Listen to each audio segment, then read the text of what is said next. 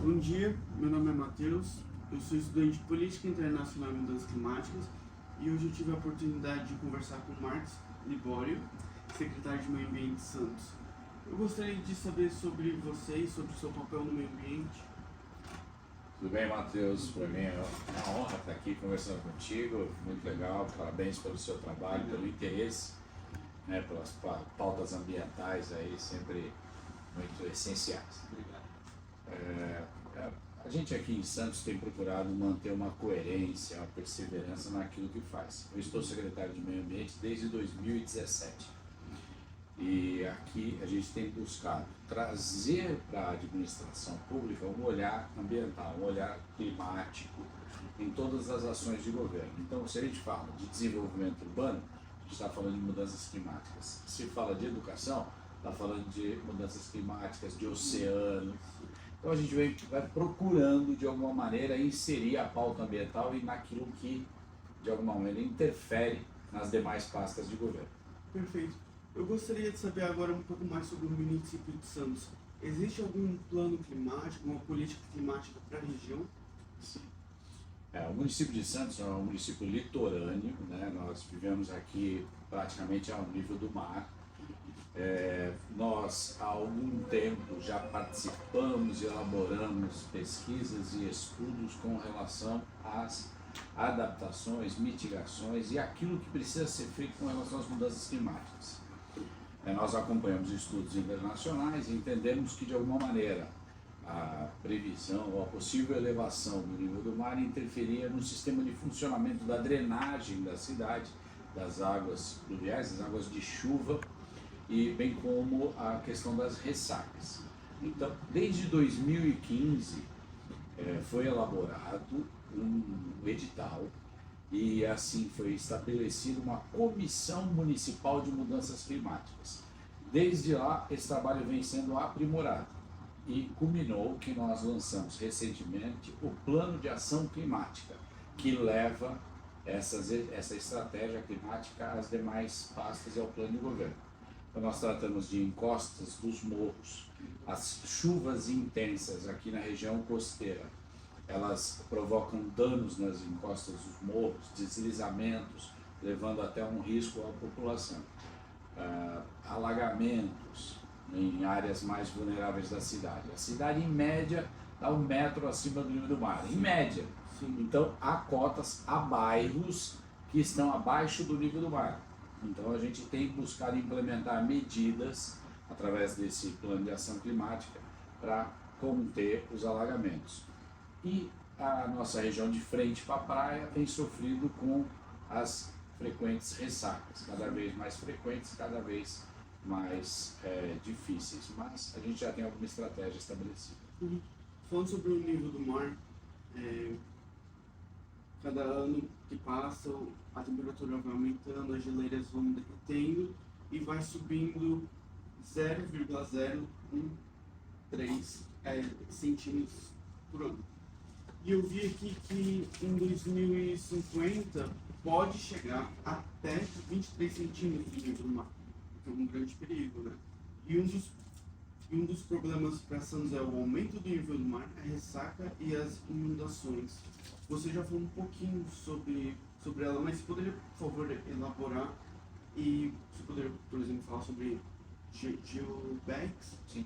Sim, sobre todo o plano que está sendo feito para que em 2050 não tenha esse problema?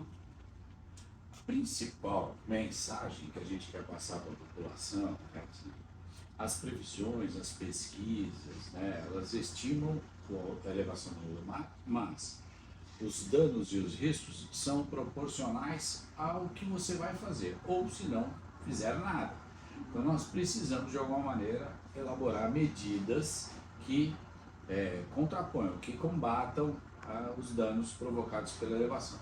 Então, em 2018, nós instalamos na ponta da praia, uma região mais vulnerável aqui da nossa praia, uma estrutura de geobags, que são grandes sacos, grandes sacolas de tecido inerte ao meio ambiente, preenchidas com a própria areia da praia, tá? Que são recifes colocados ali para conter a energia das ondas.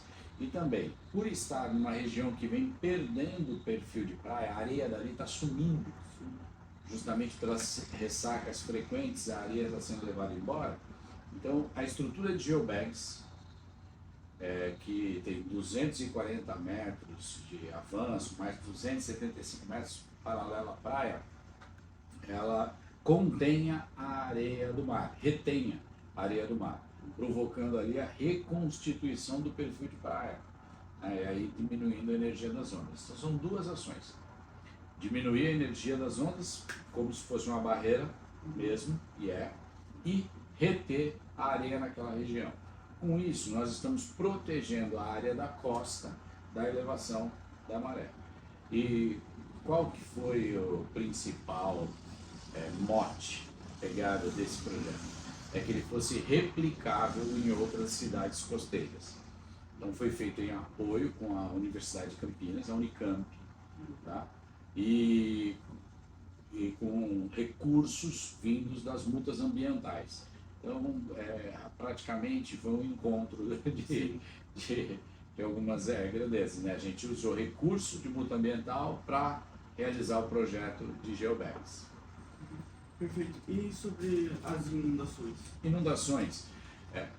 Algumas áreas, aqui em Santos é separada. Da parte que é mais voltada para a praia, a gente chama de Zona Leste. A parte que é voltada para o outro lado da ilha, Santos é uma ilha com 434 mil habitantes, tem uma grande área continental, mas 90% da população está aqui na ilha. A parte que é voltada para o estuário, a parte de trás da ilha,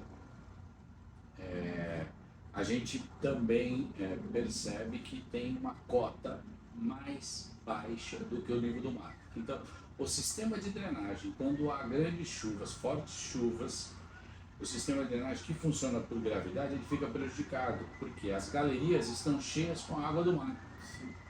E aí a água da chuva não tem para onde correr. Então nós implementamos algumas medidas lá nessa região, que são de barreiras e estações de bombeamento, para que esta água pudesse escoar em tempo suficiente durante o período de fortes chuvas e assim evitar alagamentos. Isso ainda está em implementação, está em construção. Algumas a gente já conseguiu fazer, outras estão em fase de implantação, ao longo dos anos. Toda reação, principalmente nessa obra estrutural, ela leva tempo, ela leva até anos, porque provoca muitas mudanças de desassoreamento de rios, desassoreamento de canais e a otimização do sistema de bombeamento. Sim, perfeito. É só um elogio que eu quero fazer para Santos, mas é a primeira cidade a ter uma comissão de mudanças climáticas aqui no país.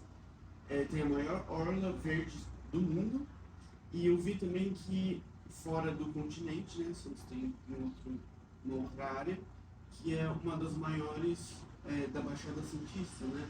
Área de preservação. Eu estou muito feliz. Sobre perguntas. A gente tem também, Matheus, já estabelecido em Santos, um programa de nascentes, tá? Programa de identificação e monitoramento das nascentes de água em Santos. Está em andamento, a gente já começou. Tem a meta de identificar e monitorar 30% das nascentes neste ano de 2023. Né? Você falou da área continental, boa parte dessas nascentes estão na área continental, fora da ilha, mas nós vamos começar pela área insular e depois partir para a área continental. A área continental já é preservada, de sua grande parte preservação. O que a gente quer identificar com esse programa também? Como vem sendo tratada a água do subsolo aqui na nossa ilha. Quando nós identificamos a nascente, monitoramos a qualidade, nós também estamos dizendo como está a saúde de Santos. E é interessante, porque cada vez mais a gente quer fazer esse cruzamento de informações do meio ambiente com a saúde. E a água é fundamental. A qualidade da água do subsolo é fundamental para que a gente perceba que a gente está tratando bem ou mal o nosso meio ambiente. Legal. E você tem mais algum plano climático para cá, alguma coisa para o futuro? Sim.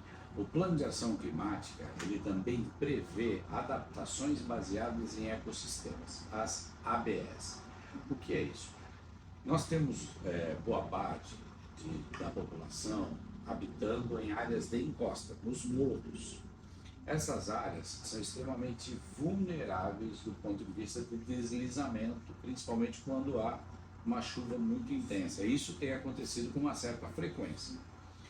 Nós, através do Plano de Ação Climática, estamos sinalizando o risco para a população, removendo a população que está nesta situação de risco e recompondo a encosta com espécies da própria Mata Atlântica, espécies originais da Mata Atlântica. Isso é interessante, Matheus, porque a população que ocupou as encostas, ela levou culturas de cultivo de espécies que não tinham a capacidade de retenção da terra.